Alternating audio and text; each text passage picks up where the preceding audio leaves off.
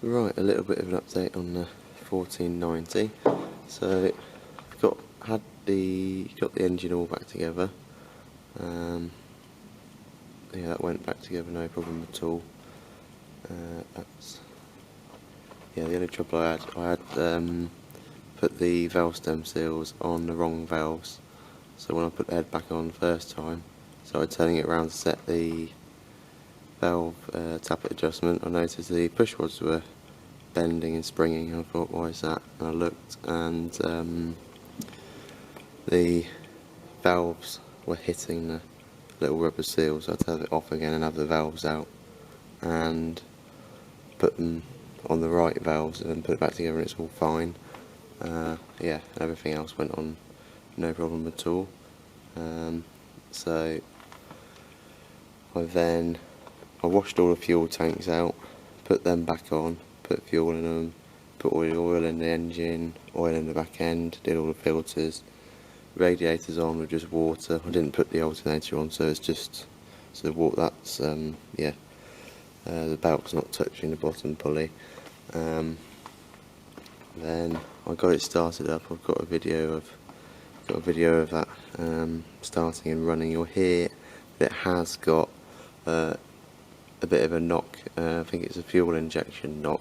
So I've had the injectors out and they're currently being reconditioned, and hopefully that will be all spot on then. So all the hydro shift, I managed to test the hydro shift with it. Didn't have it in gear, but you can test it when it's idling. You can hear it going through the gears, so that's fine. Hydraulic arms and the spools and everything, they still worked. So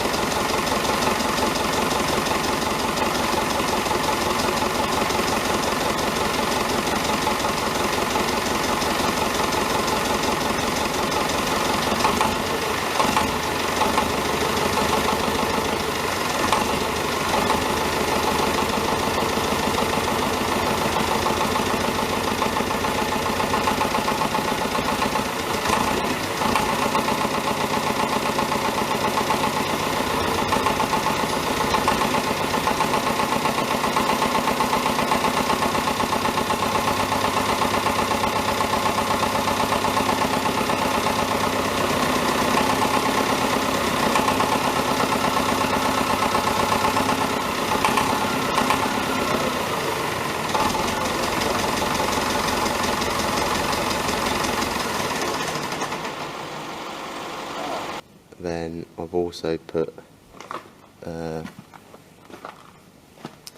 seals in these slow cylinders. That's an easy job to do.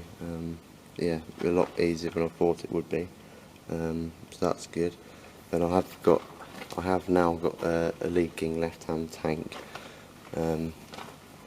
So I suspect when I washed it, it disturbed some dirt, and that's got a little hole somewhere. So I need to have that back off, and have a little look, see where that's leaking. It wasn't a big leak, but so hopefully it's repairable.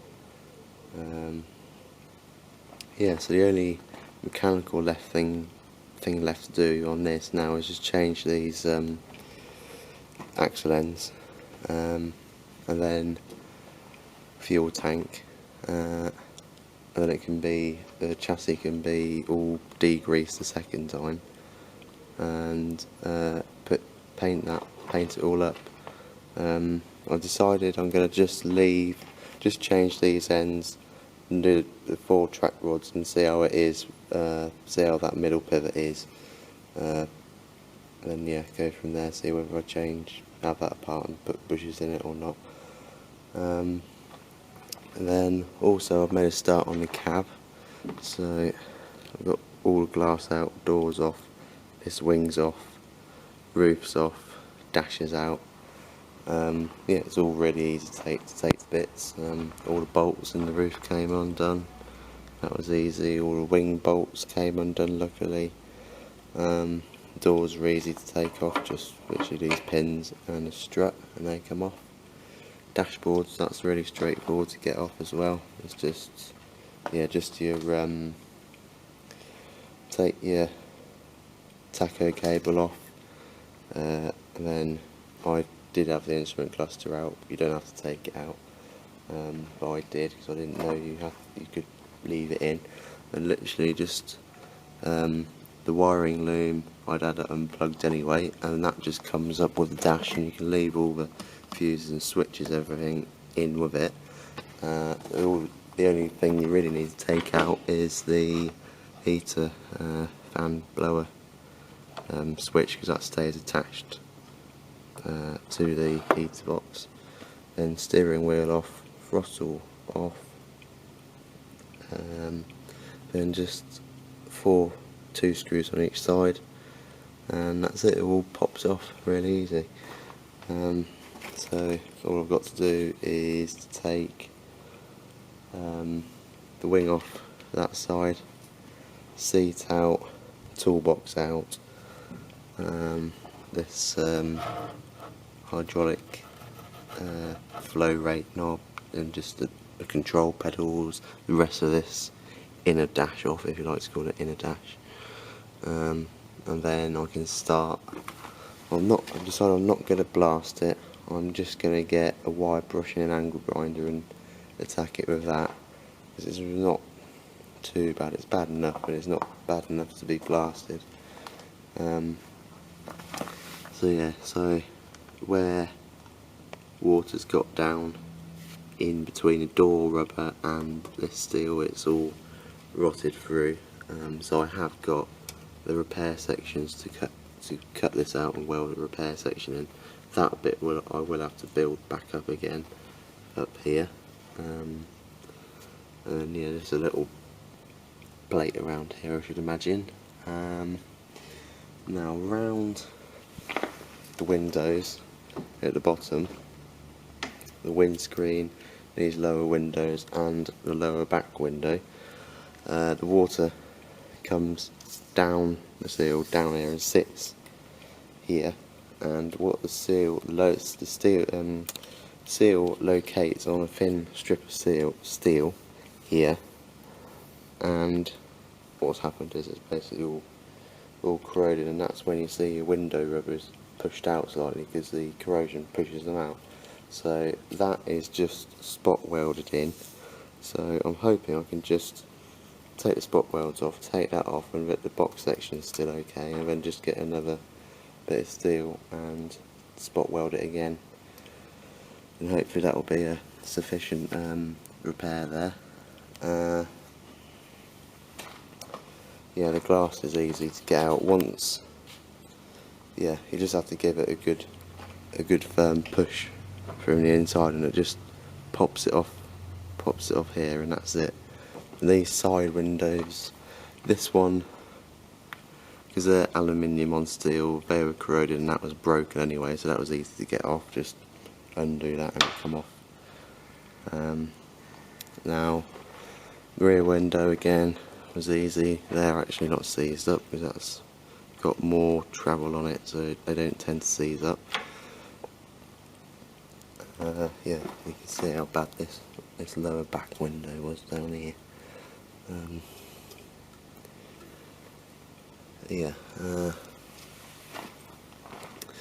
This side window was a bit more of a pain to get out because this hinge moves, this hinge doesn't, so it was a pain to get the glass out because you've got the rubber here, so it was a pain to get it past the